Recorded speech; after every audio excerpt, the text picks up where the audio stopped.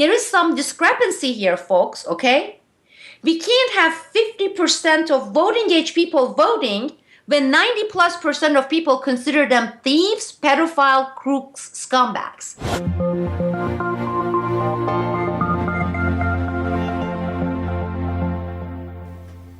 Welcome back, ladies and gentlemen. Welcome back to the Boiling Frogs Post Roundtable. I am your host, James Corbett of CorbettReport.com, and today we are joined, of course, as always, by the BFP founder and editor, Sibel Edmonds in Oregon.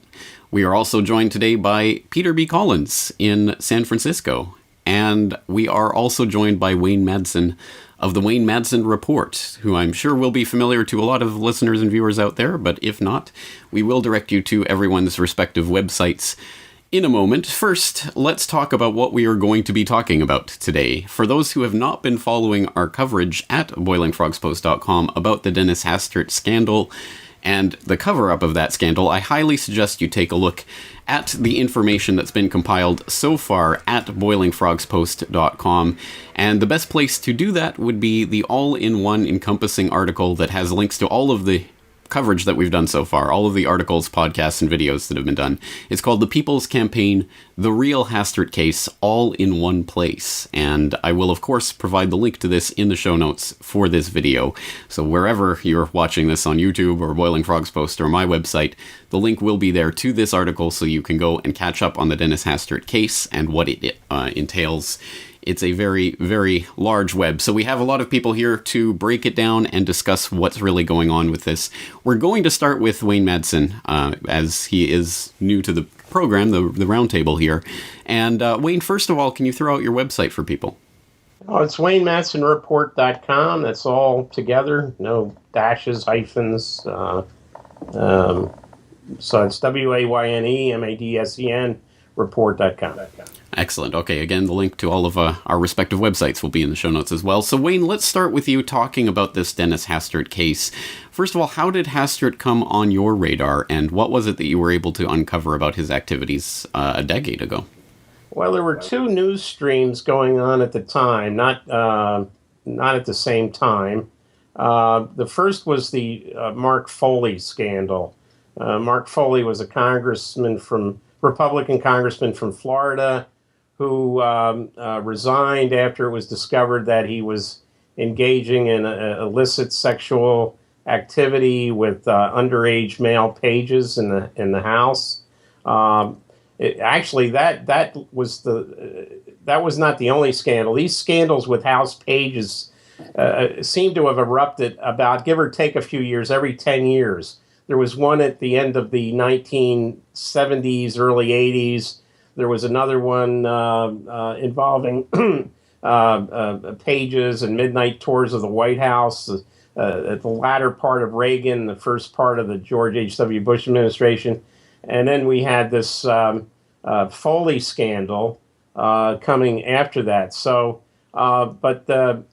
Foley, it wasn't just Foley, because what was going on with Foley is they were covering up for Foley, and one of the cover-up people was the then Speaker, Dennis Hastert, and the Republican leadership. It included guys like New York Congressman Tom Reynolds and their senior staffers. And when Foley got caught, then there was all this, like, it was almost like musical chairs. They were shifting people around, chiefs of staff and senior staffers. And but finally, it caught up with Foley, and he resigned.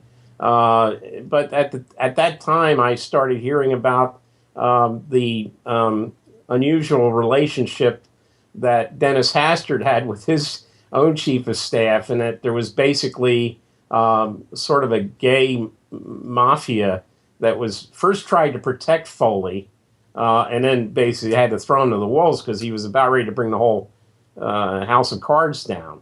And this involved, like I say, this involved people like Tom Reynolds, and one interesting story I got was it was Valentine's Day, and a well-known Washington reporter was flying from Chicago to National Airport in Washington and noticed that Mrs. Hastert, Dennis Hastert's wife, was on the plane. And this reporter inquired, "Oh, you're coming to stay spend Valentine's Day with the speaker. She says, "Oh no, when I go, every time I come to Washington, I'll be at a hotel. My husband, he lives in a townhouse with, the chief of staff, and she indicated they weren't even going to get together on Valentine's Day, which it's anecdotal, but I think gets to the point that, here's Dennis Hastert, who's like sponsoring all kinds of legislation for family values. And that certainly wasn't your normal Ozzie and Harriet relationship there, So that was going on, and then I when this guy John Mark Carr was arrested in Thailand, and he actually admitted that he killed John Benet Ramsey, the girl in Colorado who was like six or seven, and he didn't. And when I went to Southeast Asia, and what I discovered was a huge pedophile network operating out of embassies, including the American embassy. John Mark Carr taught English to young kids, junior high age and younger. And what he was basically doing, and he got caught in a sting by the new military government in Thailand that overthrew the democratically elected prime minister. And the new prime minister was a general who was a Muslim from the South, and he actually had a mandate to crack down on pedophiles. So he put the word out, and the police nabbed John Mark Carr basically in a sting where he was trying to procure kids. So the question was, who's he procuring the kids for? Now, he had a penchant for young girls, but he was procuring these underage girls and boys for visiting VIPs at the American Embassy in Bangkok.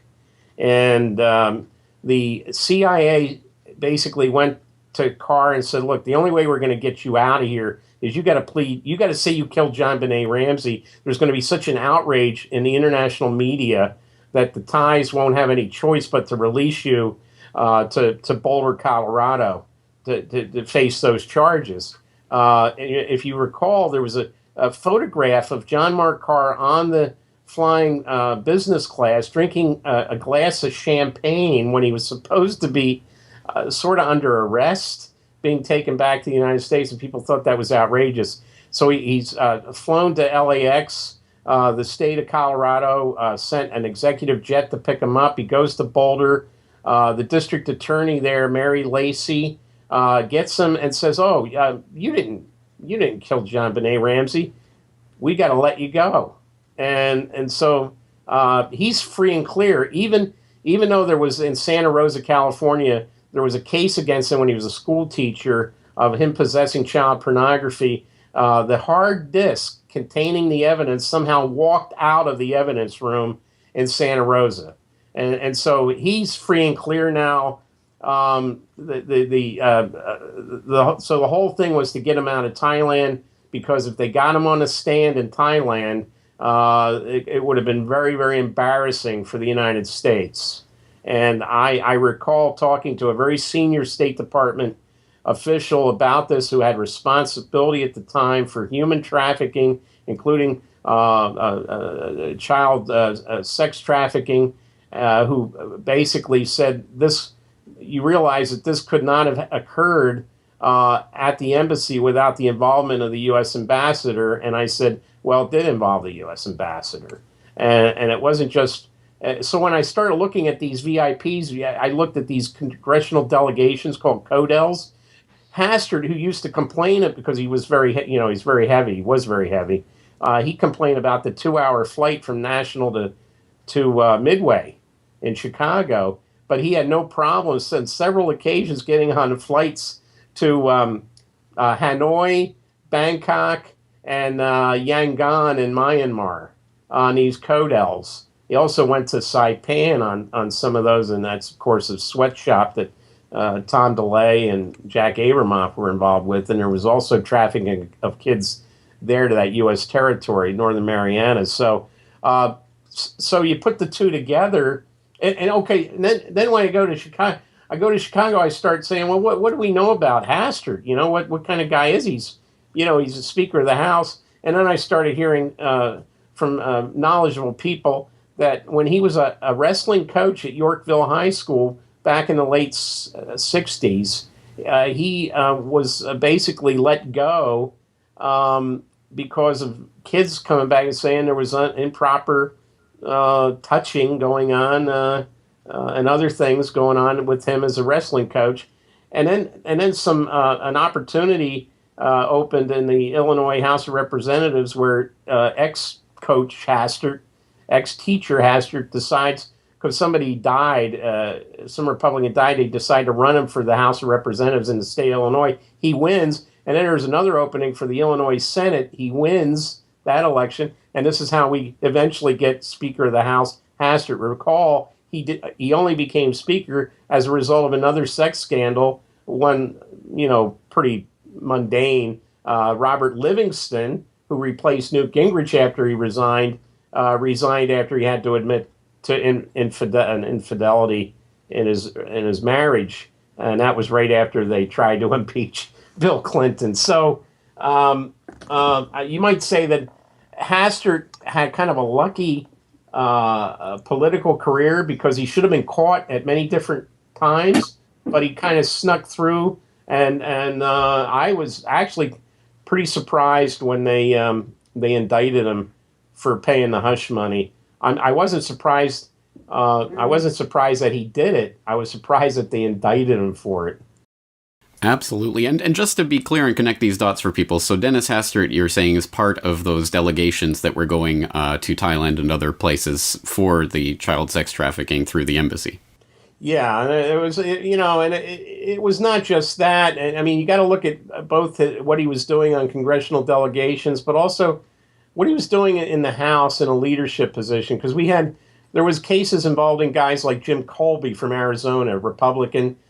He came out and said he was gay, but there were a very unusual. There was an unusual case where he had taken underage pages to Arizona for like the 4th of July weekend on a camping trip, and that was brought up to the House Ethics Ethics Committee, and every time you saw one of these members of Congress, I got to say, in every case, as far as I know, they were all Republicans, but family value type, because I mentioned Foley. Foley was the head of the caucus on missing and exploited children. I mean, this is how in your face these people get. Hastert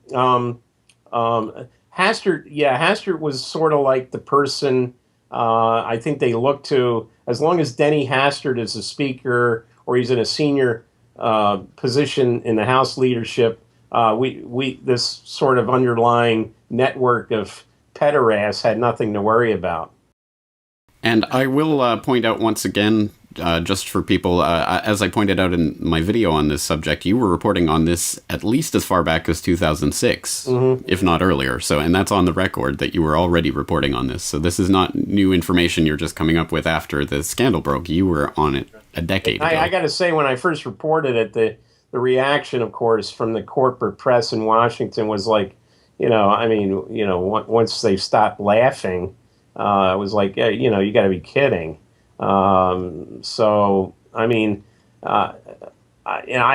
shocking sometimes that the corporate press in Washington doesn't seem to get it about these people. But after covering D.C. for as long as I have, some of these journalists go to the same social events that these pederasts go to. So they're worried that it's going to come back to them. I've always suspected them. I know many people, and you see their faces on TV still all the time, would never report it because it's very close to home for them. And I'd like to add just a little bit about the history. Going back to the 1980s, there was a scandal involving a savings and loan in Nebraska called Franklin. And Nick Bryant is a really courageous journalist who has revealed how the people who ran Franklin, was a guy named Larry King, not the TV guy, not the boxing guy, and Larry King was trafficking boys from Boys Town to political parties in Washington, D.C. And there was a whole group of people who were part of the Reagan administration who participated in those parties. It was just astounding. And more recently, Nick Bryant co-authored a book with Henry Vinson called Confessions of a D.C. Madam. Vinson is a gay mortician who operated an escort service in D.C., and some of his clients were Republicans. In the book, there's a sequence where they describe how one Republican administration official who had been a longtime CIA officer, had been promoted to ambassador, was caught and exposed for being at one of these parties, and the parties were used to blackmail people like that.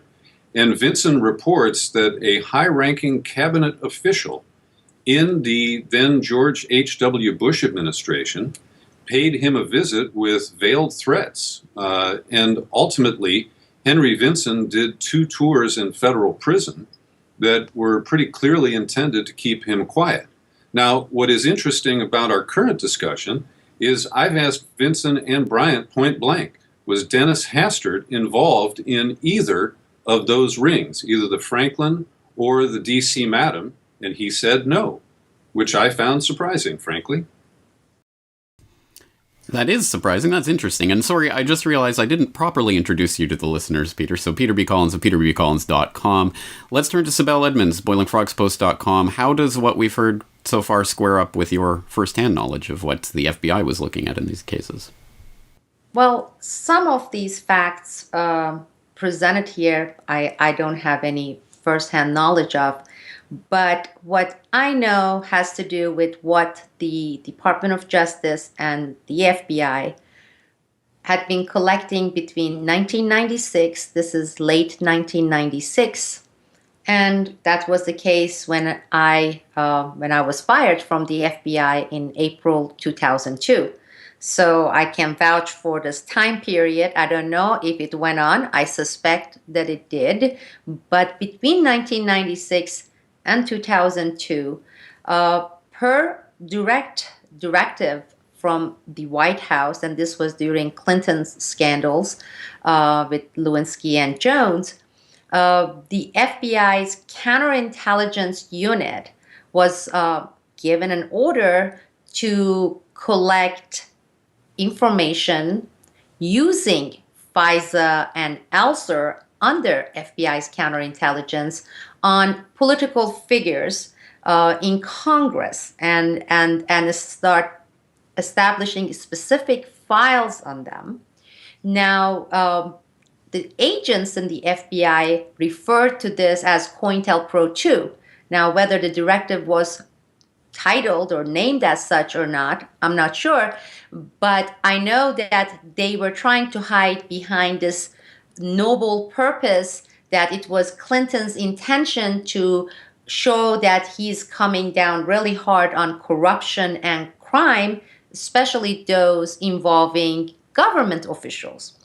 And so what happened during this time in this particular program, they collected tons of information on people like Dennis Hastert, Bob Livingston, Roy Blunt, Dan Burton. But I have to say that in this particular case, it was not limited to one party, because since they were sucking in information from through multiple methods, it was, think of a vacuum. The vacuum is not going to pick up a particular dust particles. It was sucking in information on all of them. And they used some of this information. That's why Bob Livingston stepped down. That's how the impeachment kind of was put aside in many ways. But also by 2000, they realized that they had too much dirt on people from their side of aisle, and people such as, in this case, we had Bob Creamer in Chicago, who served several high-level officials in Illinois. They had Stephen Solars. They had Tom Lantis. They had Jan Tchaikovsky, who was married to Bob Creamer. And so anyhow, I am aware of all sorts of files being collected and these people being under surveillance by the Justice Department. But during the same period, these people, they took congressional junkets. They went to Morocco, they went to Turkey, they went to Southeast Asia, as Wayne just referred to. They were, during their junket trips, some of these individuals, they were engaged in, they received sexual favors, gifts from host countries, companies in the host countries that they visited. And in some cases, some of them used little boys. Hastert was among those people. Some of them liked little girls. And the CIA, through State Department, were recording, because they were also monitoring these people. So CIA was recording these people. In one of the top hotels that Hastert and others frequented when they went for junket trips and also other trips was Chiron Palace in Istanbul. And particular rooms where these VIP guests stayed were always bugged. And sometimes they were monitored and recorded by more than one entities. Those people who are familiar with my book, The Lone Gladio, and James, I know you read that. These specifics are all in there. And some things that may seem comical are very factual and realistic. You had certain cases where foreign hosts, or here in this country, a foreign lobby group or a criminal network would be recording Dennis Hastert's particular townhouse/office, one of his 3 offices in Illinois, while at the same time, CIA was recording what was happening in that particular townhouse, while the FBI people in their surveillance van would be outside this townhouse, and they would be monitoring, surveilling Dennis Hastert. So Dennis Hastert, for example, in this case, and he was not the only one, was being recorded, monitored. All this evidence was being gathered by foreign entities, foreign lobby, foreign criminal networks, FBI, DOJ, and the CIA. So it was not exactly a secret, what was happening. No, not within the FBI counterintelligence unit. It absolutely was not. But I really need to clarify something. The agents that I worked with, the counterintelligence agents, they really wanted to get this guy. I mean, they initially honestly believed that they were doing all this so they could get what they refer to as bastards and creeps like this and put them behind bars. So it was, hooray, Clinton, we're going to do this. They didn't know until 2001 that it actually started in late 1999 when the FBI agents started saying, we have enough to put Dennis Hastert in jail, Steven Solar. Some of these people were engaged in direct espionage. But then the Clinton administration, Janet Reno's excuse was, well, all this evidence on these individuals were collected illegally by abusing FISA. Think about the forbidden tree. Therefore, they could not use this in criminal courts. And that was completely BS. But the agents, until that point, they believed that they were going to this was going to be bigger than Watergate. They were going to put all these people in jail. And then in 2001, George Bush administration, around January 2002, they officially shut down that operation that was trying to get this information into the criminal bucket. You had the counterintelligence bucket, the criminal bucket, and that's when they came and they shut down the process of transferring it from one bucket to another. Well, of course, this raises the question, if these FBI agents were so passionate about this, then how come they haven't stepped forward to this point to talk about that? And we will get back to that question in a moment. But just on a technical note, how did the FBI know about what the CIA was doing in its surveillance in foreign countries? Were they sharing that information? No. Well, CIA was not sharing. FBI's counter-espionage unit always shared information. For example, they would know that, and then when you get back to how they knew about it, these passionate agents, I will get into that. But in one particular case, it was Dennis Hastert through his conduit, Palmer, Scotty, that's how he was always referred to, Scotty. They also provided top secret information to foreign networks, not only lobby, but criminal networks, because Haster's office was clear. They had clearance. They had top secret clearance. Same thing with Scotty, okay, so that they could go into these skiffs and listen to the intelligence briefings, etc. While they were also giving out to foreign governments, foreign entities, top secret documents. So FBI's counter-espionage unit was also sharing this information with the CIA. It was not the other way around. It was just by, when you surveil people, and this was the FBI, you also know who were the people going and doing things inside that house, and they knew who was the CIA or which operations belonged to the CIA. But the sharing went one way, while the FBI shared CIA and State Department, they never did. So it was a one-way street. All right. Okay, we've laid a lot of the cards out on the table, and of course there are a lot of questions that come up with regard to this. And one that I just brought up, so why don't we explore that, is the question of the FBI agents who knew about this, were incensed about what was going on, were convinced this was going to be used for criminal investigation, and then it all got shut down. And, well, have we heard a peep from them? There was, of course, Gilbert Graham that was mentioned in my video report on this and that you've talked about before. Let's talk about the Gilbert Graham case, what he was alleging and what he was incensed about, and why there have not been more Gilbert Grahams stepping forward from that era. Sure. Gilbert Graham actually worked for the same unit I was working for, and he was part of counterintelligence management, so he was a full-blown agent, veteran agent. And he, once they found out, the FBI agents, including Gilbert Graham, that it was not going to be for prosecution, once they realized that the Clinton administration, they were using this and blackmailing, they were leaking it to Larry Flint, they were leaking it to the other media, and it was only for blackmail and exposure purpose, not to go to court with these things, and the fact that they had people from the Democratic side that they had dirt on, they really got disillusioned. Of course, as we know, many people, they don't blow the whistle initially because my retirement or I'm working and I have kids.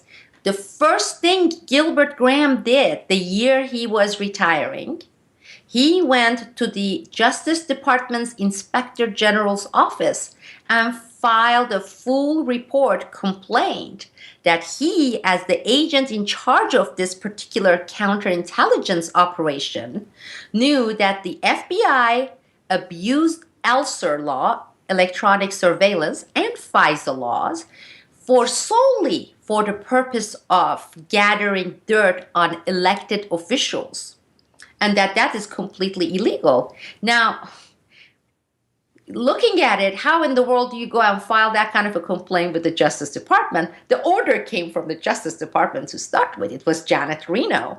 But he did in order to go on record. We later obtained what he filed, which is signed, which is sealed, the redacted version of it.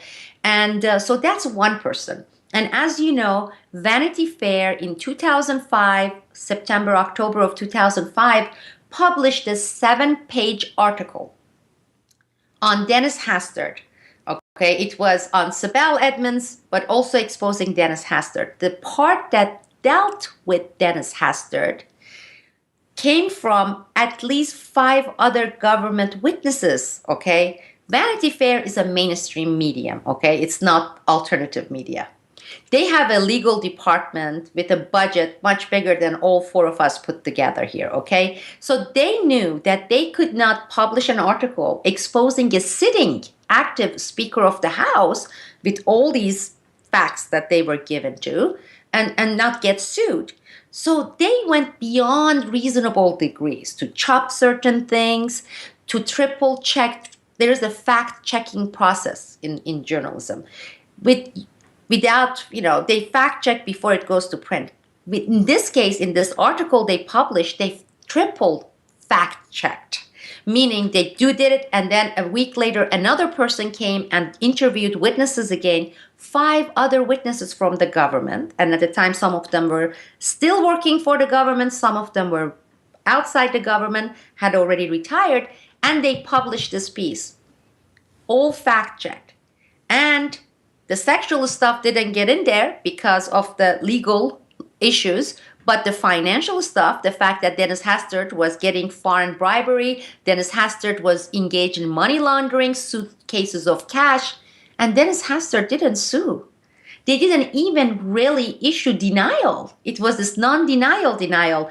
The Dennis Hastert's attorney in 2005 said, well, Vanity Fair is not presenting the recordings that the FBI had. And they did not challenge, they did not deny it. It had 1.5 million circulation, Vanity Fair expose. Their magazine has 1.5 million circulation. And at the time, Dennis Hastert was the Speaker of the House, guys.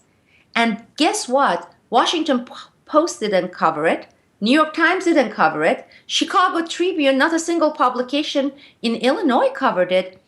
Vanity Fair, mainstream media triple checks, publishes a 7-page article with 6+ witnesses on a current, at the time, active Speaker of the House. Why the nation's media, and that's from both sides of the aisles, Democrats and Republicans, suddenly went silent on that? That's the question, isn't it? Well, I think these people went to Vanity Fair and they got disgusted, okay? They got disgusted because they put their necks out there to do that, right? Nothing happened. Bunch of those people, they said, I mean, really, they said, damn this majority, damn this people, they don't care. I mean, we are giving them the Speaker of the House, okay? Nothing happened. In 2009, I testified under oath and I gave more detail, including the townhouse that Wayne knows about with Dennis Hastert. And I got into the sexual activities. This is 2009, okay? I ended up writing a book, the whole book, my fiction book. There is a section that deals with these issues. Really, it had to be fictionalized. And yet 2015 comes, this supposed little mini scandal breaks, and you don't see a single publication, Washington Post, Chicago Tribune, New York Times, tying the case to Vanity Fair article that had been already vindicated, validated under oath testimonies, Wayne Madsen's article. You don't see a single one of these publications doing that. Ask yourself why. Why wouldn't they? They are supposedly writing about Hastert's indictment, the fact that he's a thief, that the fact that once upon a time he was a pedophile, then he got cured, went to Congress, and stopped screwing kids. And the same publications, they do not mention all the relevant facts from the past, the fact that it was always out there, but the media covered it up, as well as other players. And I would like to hear your take, why the media from both sides, the liberal, so-called liberal media, Democrats, and the right-wing media, has been going about covering up the known facts about Dennis Hastert. Any takers on that question? I'll jump in, but you go ahead, Wayne. I will defer to you. I was just going to say, and to answer Peter's question about the Franklin scandal and the Vinson connection to that, the reason why Dennis Hastert wouldn't have come up in that one is, in those days, he was not a senior congressman from Illinois. As a matter of fact, if you were going to target, in other words, the Franklin group, these were the elite. I mean, these were like, you got the national security advisor to the vice president of the United States. You've got the vice president of the United States involved, George H.W. Bush. You've got senior people in the media at the time, including, somebody that keeps writing books and based on his experiences at Watergate and bringing down Richard Nixon at the Washington Post. I won't mention any names, but I think you know who I'm talking about. He's got a new book out now. They said it's different than all the rest. Gee, it must have footnotes in it if it's different than all the rest. But anyway, the guy who they would have targeted in those days would have been Bob Michael, who was the House Minority Leader for the Republicans, and he was the dean, of course, of the Illinois delegation. So Hastert in those days was just one congressman. I'm not saying he wasn't involved in all this, but he hadn't achieved the notoriety and the sort of the seniority that he would have been invited to, these high-level functions, because you had, the Pages, the kids out of Boys Town. They were trafficking kids in from other countries, apparently on Air Force planes, landing at Offutt Air Force Base in Omaha and then being scattered to who knows where. You give an example in the early '80s when they had this other Page scandal come up. There was several Republicans named. It was actually on the leading story on both ABC News and NBC News. Frank Reynolds at ABC led with it, and Roger Mudd at NBC at the time led with it, and they had fingered a Maryland congressman named Bob Bauman, Republican, but also a little-known Idaho congressman named Larry Craig. Now, Larry Craig got the message. He wasn't indicted, of course, but his name, of course, denied it. So he knows not to get involved in the Franklin thing because, they're looking at him, and he's, so he's relegated to trying, trolling the men's room at Minneapolis St. Paul Airport. So I think it depends on the scandal. And if somebody's already been sort of outed in the media, you're probably not going to find them involved in these, other things. So Hastert, of course, when he becomes speaker, then he gets on the radar screen. So I think that's why you don't find his name back in the late 80s or early 90s time frame. As far as again, the media, liberal, conservative, doesn't matter. Liberal, conservative media, it's the corporate media in Washington, D.C. They go to the same parties. They go to the same receptions. They socialize with the same politicians they're supposed to be covering, and it doesn't work. Yeah, that's not what the Fourth Estate is supposed to be doing. You don't get so close to the people you're covering that you become part of the problem. And I think in many cases, the names, as a matter of fact, the names that came out in the Vincent book media were, these people were the anchors of major television investigative news programs from ABC Nightline, and it goes on and on. So that's why these stories never seem to see the light of day. The media is complicit, totally. Now, I can understand that once somebody goes to one of these parties or is surveilled with a male escort or with an underage child, they're compromised. And then, whoever is in control of that information can use that to control or manipulate those individuals. But Sibel, to your point, Dennis Hastert is a washed-up member of Congress. He is a former speaker, but he is not highly respected. And he has become, or was, until this scandal surfaced, a highly paid lobbyist, like so many, cashing in on his connections on the Hill. But it still does not explain why, for example, the Chicago Tribune, because they would have no use for him, assuming that the Tribune or anybody else had used this information for leverage. And so it really begs the question, why would the corporate media protect someone who is no longer of any political value? And let me bring it to the present tense, because most recently, the California congressman who was supposed to be replacing John Boehner as Speaker, Kevin McCarthy, at the very last minute withdrew. Now that is tied to the issues about him blurting out on Fox News that the Benghazi investigation is political and intended to drive down Hillary's numbers. But the media danced around the information that is available to anybody who entered the name Kevin McCarthy and the word affair into a search engine. I got 1,080,000 results when I did a search like that. And it is an open secret in Washington that Kevin McCarthy has a 3 or 4 year running affair with a congresswoman named Renee Elmer. And yet Walter Jones published a kind of vague warning about skeletons in the closet the day before McCarthy withdrew from consideration as Speaker.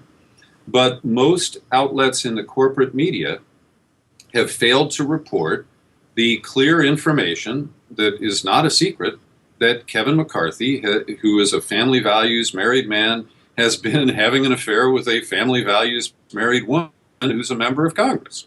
And so, what is it that drives the salacious tabloid intentions of our corporate media when they get a hold of Caitlyn Jenner or a Kardashian or, sex tapes by some celebrity?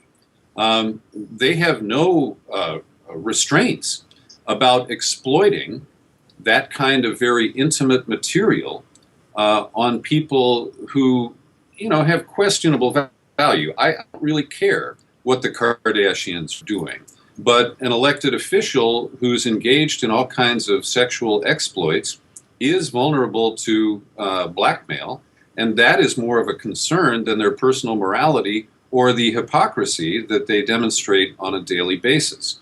All of this is fodder for a media that is hungry for sexual material, and yet they won't touch it in these cases that we're talking about. James, let's hear from you.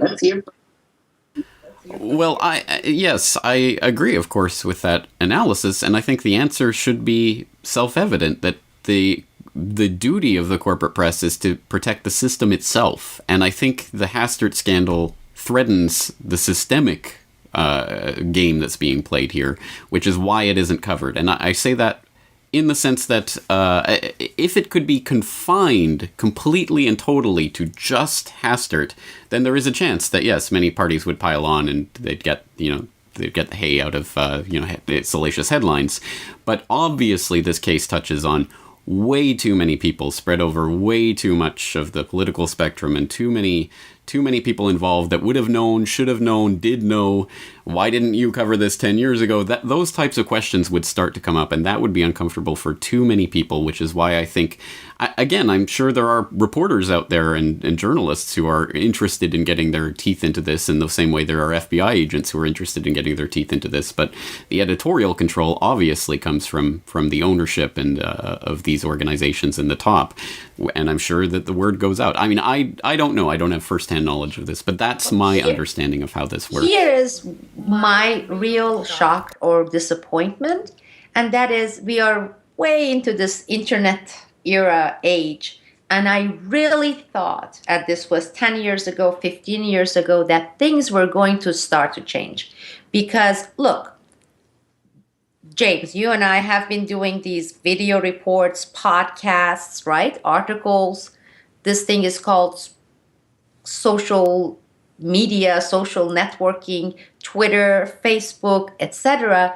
What I don't understand is even using these channels and mediums and communicating directly with the people who have stakes in this, okay? This is about them.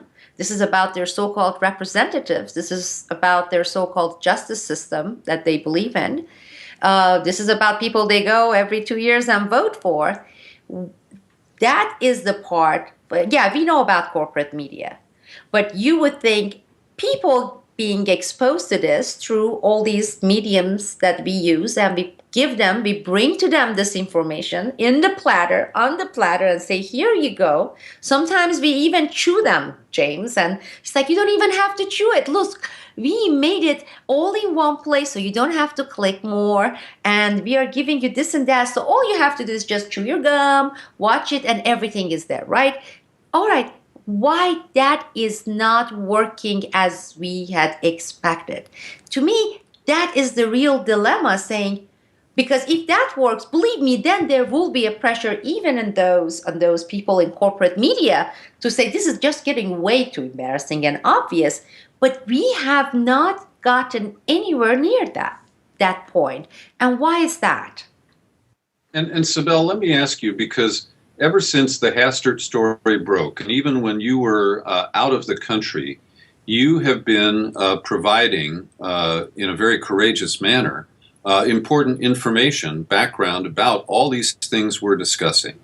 So it's been now 4.5 months. Have any mainstream reporters contacted you and expressed an interest and then said, oh, I'd love to run this story, but it got spiked? Or my boss said, you should go talk to Caitlyn Jenner. Don't be pursuing this story about Dennis Hastert. Oh, yeah, that's a good analogy. I'm glad you brought it up. Only one, Peter. I'll have to go and dig up his name. He's the lead reporter for CNBC. Actually, he kept emailing me while I was overseas, and I ended up going and getting a disposable phone, having him call that number, which I ended up paying for because that's how it works, when you're overseas with that phone. And I said, go listen to the testimony I provided so we will save time. He's like, yes, I listened to that and I read the Vanity Fair article and I gave him additional information. For example, I gave an additional information on Hastert, and for his wife and him, they own a house, big, expensive house. Hastert hasn't lived there he shows up there for Thanksgiving and Christmas. He hasn't lived there, I would say, since 1999, okay? And he has several offices in Illinois within his district. One of them is a combination, and I know the exact address. Anyhow, I provide this guy, and I said, find out who owns this house, okay? Because Hastert is not even paying rent, okay? He doesn't own Hastert. And this guy used to work for the CIA, all right? And anybody goes into it can find out about this guy. And he's giving that house free, and the house that is bugged by several entities where he was screwing underage boys, okay? So I give him this information. Actually, he goes and finds a guy. The fact that he used to be part of the CIA, his name, and he gets confirmation, the CNBC guy, if that jerk is watching right now, okay? He gets confirmation that, he did not accept money from Hastert because he was doing it as a favor and he did not see anything wrong, and he never personally with his own eyes witnessed anything happening with minors. That was his answer. I said, okay, well, you have my testimony, you have Vanity Fair, the conversation. He said, well, the whole thing is I went to the FBI and they are unwilling to confirm what you're saying. They're not denying it, okay? They are saying no comments, okay? These FBI counterintelligence unit information we're not going to share. We're not going to say one way or another. But they are not saying this is crazy. Then he says, we were planning to have this big coverage, but we are going to do it if you, Sibel Edmonds, provide us, CNBC, with pictures of Hastert as he's screwing boys, videotapes of Hastert screwing boys, audio tapes of Hastert and or audios of Hastert, or people who were there and they were seeing him receiving suitcases of cash in that particular townhouse and screwing boys, who are going to go on the record and say, yes, we were present. After 2 hours of phone calls wasting my time, costing me money, after getting all this confirmation, including the background information that I gave this guy for CNBC, he comes and says, we would do it if you hand over all the sex videotapes and everything to us. Yeah, like you and that's on a flash drive. and that's the only one, Peter. Nothing from Chicago Tribunes or anything else. It's just that's the only one contact from the mainstream media I had, and this is exactly how it was resulted. I have his email address. He started the inquiry. He contacted first my previous attorneys in D.C., and they contacted me, kept sending emails saying, this reporter wants to talk to you. He's good one. He's not like the rest. I have been told that like 1,000 times. And you would think, I tell my husband, I say, I would never, ever, ever fall for it again. And I fell for it again, and I paid by, real money. It's not only my time. And then the guy says, give me all the tapes, and then we'll run it. I mean, this is just amazing. Well, let's get to the more, I think, interesting aspect of this that you raised earlier, Sibel, which is, okay, we understand why there are interests in the corporate media that aren't going to touch this with a 10-foot pole, but there are people in the public who have a direct stake in this, people who voted for Hastert, let alone just the general population of the United States, let alone concerned people all around the world, like Canadians living in Japan, who are interested in this and should be outraged, one would think. Why are they not outraged? And I think there's a lot of different ways to approach this question. I would separate it into the two categories. I mean, we're obviously at boilingfrogspost.com talking to the irate minority, which is a certain class group of people. And then, of course, there's the sort of unwashed masses, I guess, who whatever, chew their bubblegum and think about Caitlyn Jenner. And I don't want to put it in elitist terms like that, but I think we can differentiate two groups of people like that. So looking at the mainstream sort of audience and their reception of this, I think it's instructive to look at ways that scandals involving power and power structures always tend to go over with the public, which is, I mean, look at, for example, the Cosby allegations and the way that it's so detached from people's sort of everyday reality and their image of this person that it becomes, there's a defense mechanism that kicks in, that people will go, oh, it's just, these women are just trying to make money off of this, or they're trying to get their fame and fortune out of this, when it's 9 or 10 women that are accusing, and then there's 20, and then there's 30, and then there's 47, or whatever it is now. Maybe there's a point at which people will finally go, oh, okay, I guess he is that. And I think it's that question of having enough evidence to put it over the top in that way, because let's put it back to what the CNBC reporter was saying. Show us the pictures, show us the video, sure, we'll believe it then. When it's a case that's constructed from different witnesses in different places, people will just go, oh, Sibel, you're just trying to make a name for yourself. And I mean, it's a tough thing to counter without that hard evidence that you just shove in people's face. This is the reason we are not going to see many whistleblowers, because people have learned a lesson. And if you go and talk to the real whistleblowers, I'm not talking about these pseudo ones in the pockets of this billionaire or that billionaire or Soros foundations, etc., they would tell you, I mean, if you really have a heart-to-heart with them, they would tell you who screwed them the most and the worst, and who really slapped them in the face.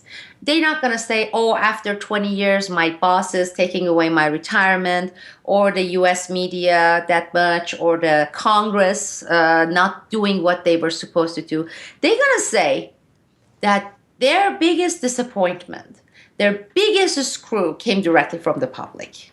Because it's been the case over and over and over and over and over. I mean, whether it's Fred Whitehurst, a real whistleblower from the FBI, blowing the whistle on the FBI forensic department, and you will find this, this really solid real whistleblowers. Now, in the case of this Vanity Fair article, as I said, two of those witnesses, insiders, of FBI agents, I had to go convince them. I was like, it's not only you. There's me. There is this particular person. Please, and they're promising they're going to keep your name off the record. And they said it's going to be futile. I said, no, but this is mainstream, and this is 1.5 million circulation. And they did. They did listen to me. And in 2006 comes 1 year after that, Hastert gets reelected again, okay? Nobody covers the case, and of the 1.5 million people who did see the article and read it, and it's a damning article, even though it's pretty limited, it's damning article, no reaction. What one guy said, God damn these Americans, and he's an American, okay? I mean, he was fuming. He was saying, guess what?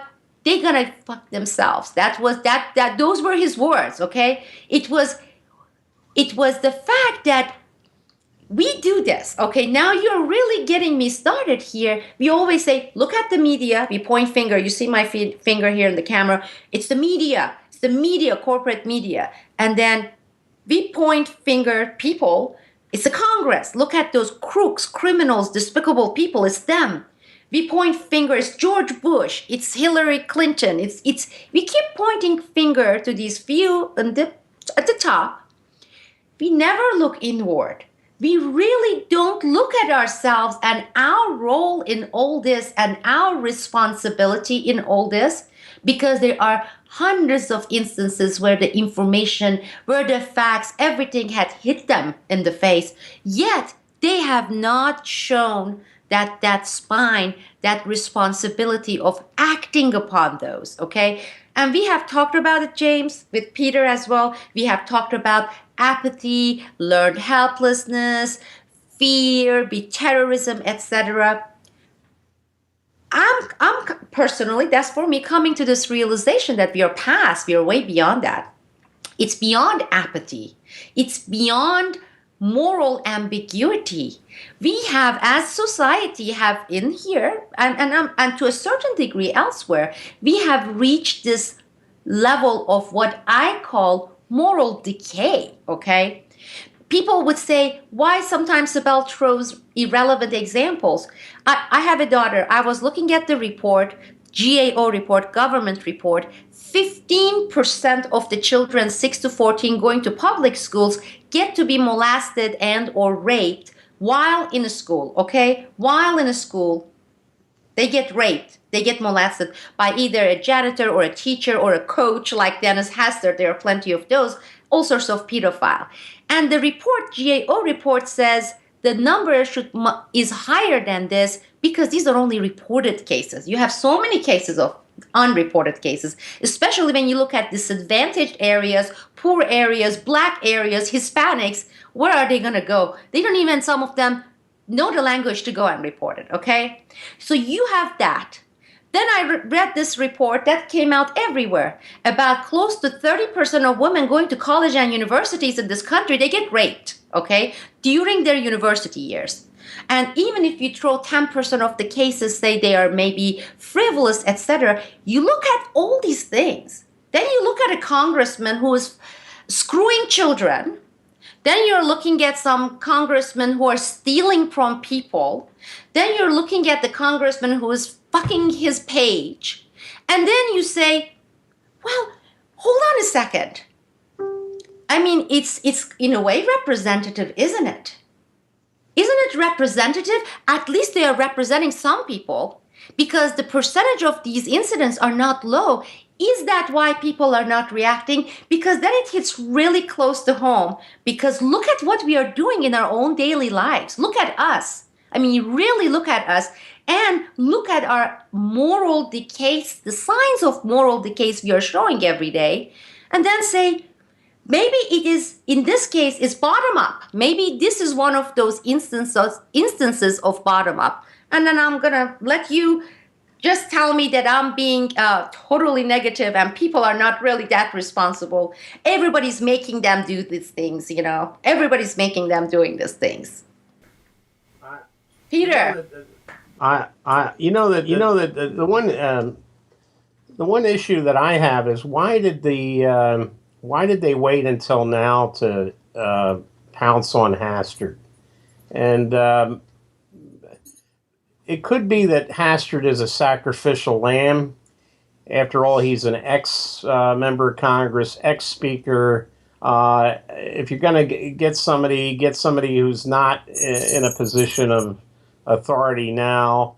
And it could be based on some other incidents that have taken place within the last few years. Now, last year, the chief of staff for Senator Lamar Alexander of Tennessee, a guy named Ryan Loscarn, was arrested at his townhouse on Capitol Hill with a hard drive containing literally gigabyte after gigabyte of child pornographic still photos and videos.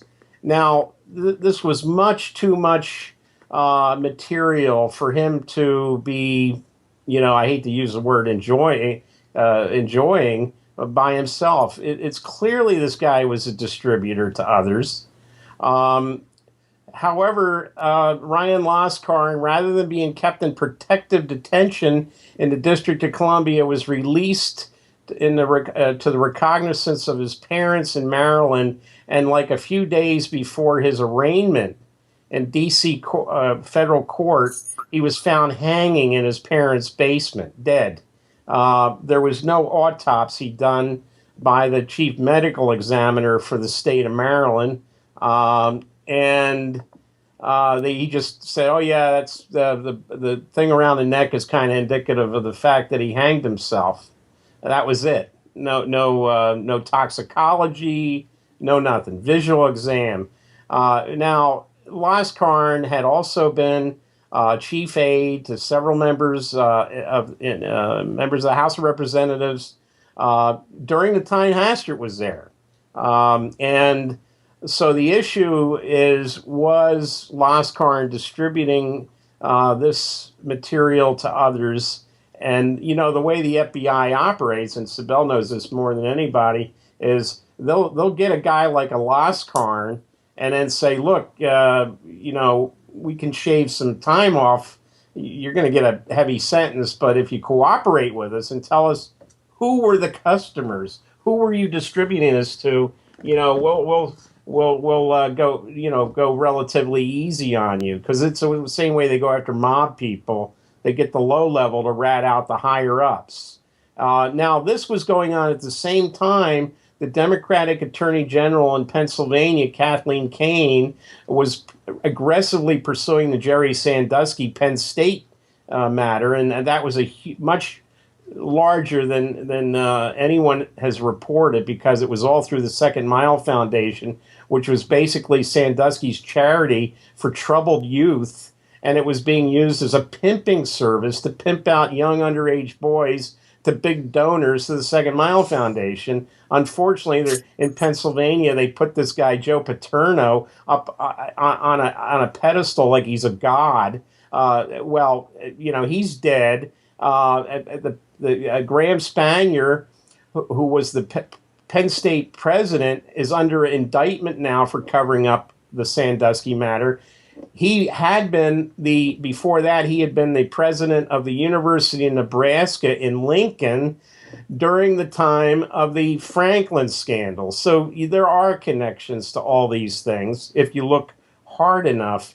And Kathleen Kane, the Attorney General, is trying to run her out of office now because she has uncovered the fact that right in the Attorney General office, when her Republican predecessor was there and the Republican governor who was there, they were actually not only covering up and dragging their feet on investigating the Sandusky matter, but they were exchanging lewd emails, including photographs that were highly suggestive of child pornography, not pornography, but suggestive of it. And one of the people who was a recipient and sender of this was a Republican appointee on the Pennsylvania Supreme Court who had to resign in disgrace over this. So the fact is, why did they get Hastert now? The Laskarn deal, we don't know. That, by the way, the Laskarn thing was international. It was based out of Toronto, the Ring, and we had the sudden resignation of the Canadian foreign minister and an indictment of a leading member of the Social Democratic Party in Germany, all identified as, well, we don't know about the foreign minister, but he had already been accused of hanging around underage kids. I'm talking about John Baird. Of course, but the Tories have been thrown out, so he got out before the rest of them got thrown out of office. But it's quite clear that Laskarn matter and the Sandusky ring may have had connections, and I've been told it was connected not only around the country and in Canada, but around the world. So possibly Hastert is a sacrificial lamb. They may have gotten his name as associated with some of these other investigations, and they say, well, look, we gotta get somebody, but let's end it right there. And of course now he's going to plead. He's pleading out in Chicago, so we won't ever get the details, because it's going to be one of these deals where he and the U.S. Attorney's Office, which is a very corrupt office in Chicago, by the way, they're what they did to George Ryan and Rod Blagojevich. And, I mean, I know they're not sympathetic figures, but this was a case of selective political prosecution. So that is a very corrupt U.S. Attorney's Office in Chicago. But that's where he's facing justice. And I don't think we're going to see any kind of full disclosure. They're going to probably fine him, give him maybe, hopefully they won't give him community service working with youth. Well, and for me, one of the big unanswered questions is why the so-called individual A, who received the money from Hastert in exchange for keeping quiet about the alleged sexual activity 30 years ago, individual A is not being indicted. So that suggests that the cash for silence agreement is considered legal by the FBI and the Justice Department, and they're only tripping up Denny on the structured withdrawal of cash, which of course was tightened up under the Patriot Act that he championed and rammed through the Congress. So I find it curious that the very narrow focus of this prosecution and the implication that the recipient of the hush money committed no crime. Well, I'm going to offer a fairly informed theory on what took place here, because Hastert's case, this recent scandals, what we have, didn't start with the Justice Department. What happened, it started as a much smaller case based on a tip by a guy who was suing Hastert in civil court in a much lower level Chicago politics in Illinois, okay?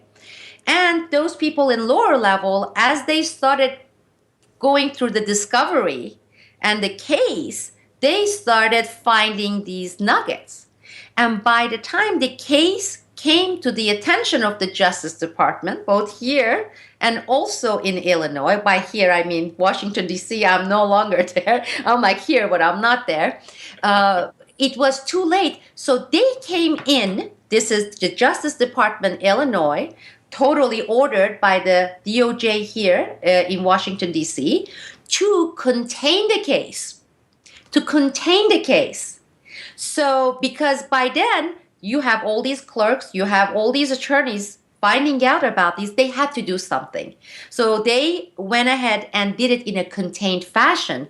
This is why you are seeing the case limited, Peter, because they being Department of Justice and the FBI, they don't want to see this case going into trial. It's going to be twice worse for the government, for the DOJ and the FBI. It also involves past, former and present power people in Illinois. You're looking at big names, current and past, okay?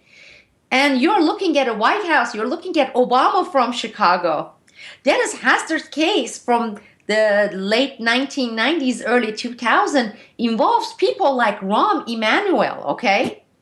It involves people like Bob Creamer with his dirty wife, Jan Tchaikovsky, in Congress. Jan Tchaikovsky has been paid, she's being paid by Mullah Fethullah Gulen that we have been discussing here, the CIA's $20 billion Islamic Foundation, which is centered in Chicago. So neither the federal government, the DOJ, FBI, nor the White House, nor the government in Illinois would dare taking this case to courts. Does Hastert know this? Yes. Does his attorney, defense team know this? Absolutely. So now we have this completely fake discussions because they already know they're not going to let this go into court, right? Between the government and Hastert. And both parties want to look good, meaning it has to look good. Look at the judge he got. The judge he got, this corrupt SOB, this judge has been not only donating money to Hastert in the past, okay? His brother is the top leader of GOP, the current judge, who is residing in Hastert's case, okay? This judge used to work with Hastert's son, who's a partner in this law firm, okay? And Hastert's son at the time was working for Dick Cheney. Nobody is going to let this case to go to trial. It's not going to be only horrible, bad for Hastert. He only has a few years to live. Most likely he's going to crash in the middle of all this. And then the case will totally, permanently will go away.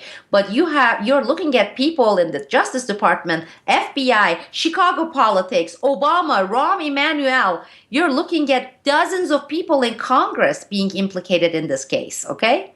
And it's not going to happen. And all this stuff are BS, this plea deal, and that the fact that they're negotiating.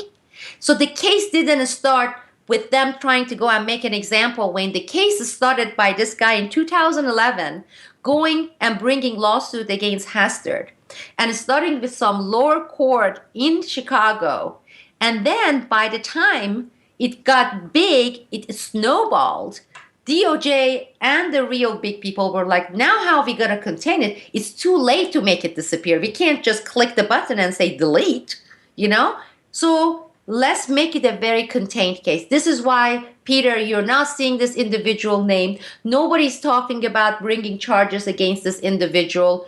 None of the people in the media are talking about a chronic pedophile. He had this much power as a teacher, and he used it to screw minors. He had this much power in Congress, okay? He used it to screw people here domestically, minors, but also overseas.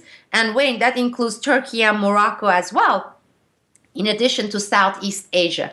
And so that's the real case, that the media is complicit knowingly, not because they don't understand the case, not because they don't have all the factual historical context. And again, that aside, James, I don't know. We need another discussion, I guess, to talk about the people factor in this. And that's the part that concerns me.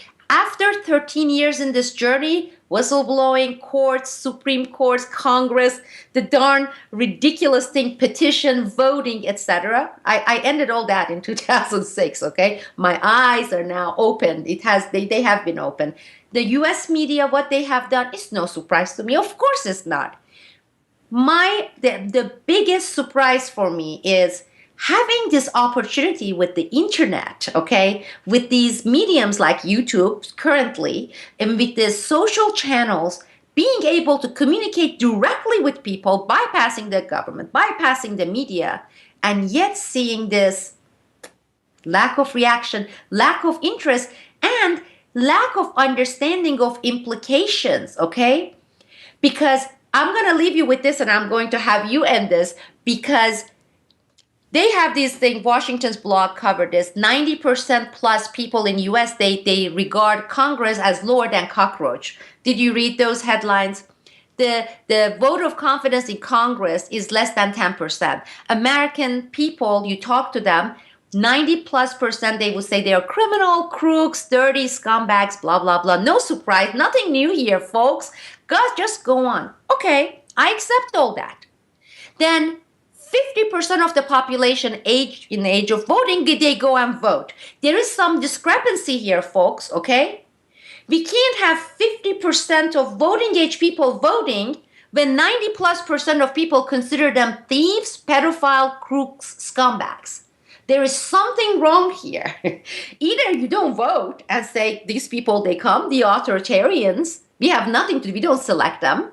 Or if you're voting and saying that you accept that they are pedophiles and crooks and scumbags and douchebags, okay, then there's something wrong with us. That's the part that they are not going to the step 2 and 3. And that's what we need to talk about. That's what we need to address. We can talk about the media. We are finished talking about the U.S. media. Done. Okay. We are finished talking about the U.S. Congress and the presidents and Bush and Obama. Done. Right now, my biggest problem, my biggest issue is what we're going to do, people, ourselves, about our kids, about our lives, about the way we live our lives, about the way we have principles, about our own morals, okay? Moral values. What are we about, really? What are we about?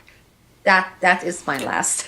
That was my last sentence. Well, that's a pretty powerful and stirring way to end things, and I hate to leave the tapestry of this conversation with a hanging thread, but that is obviously too much of a conversation to broach at this point, so we will wrap things up here. I will only, as a teaser to our next conversation on this topic, I will only say that I tend to disagree that it is moral decay that we are facing. I think it is moral desensitization, and I think there's a couple of different ways that applies, both to the mainstream audience and to the alternative media audience. And it is it is surprising, it is disappointing, but you can almost hear a pin drop in the comment section of my video on Hastert, for example. No one cares. No one cares. We all know pedophiles run Congress. No one cares. Why is that? And we're not going to do anything about it. We're going to continue to vote, and we're going to continue the whole charade. It is a very important question, but we'll cover that, as I say, in our next conversation. This conversation never really ends, does it? It just continues going on. All right, let's wrap things up properly. We're joined today once again by Wayne Madsen of the Wayne Madsen Report, WayneMadsenReport.com, Peter B. Collins, PeterBCollins.com, and Sibel Edmonds of BoilingFrogsPost.com. I'm your host, James Corbett of CorbettReport.com. Until next time, thank you for tuning in, and please do check the show notes for links to some of the stories and ideas that we've been talking about. Thank you for your time. This video is brought to you by the subscribers of BoilingFrogsPost.com. For more information on this and other topics, please go to BoilingFrogsPost.com. For more information and commentary from James Corbett, please go to CorbettReport.com.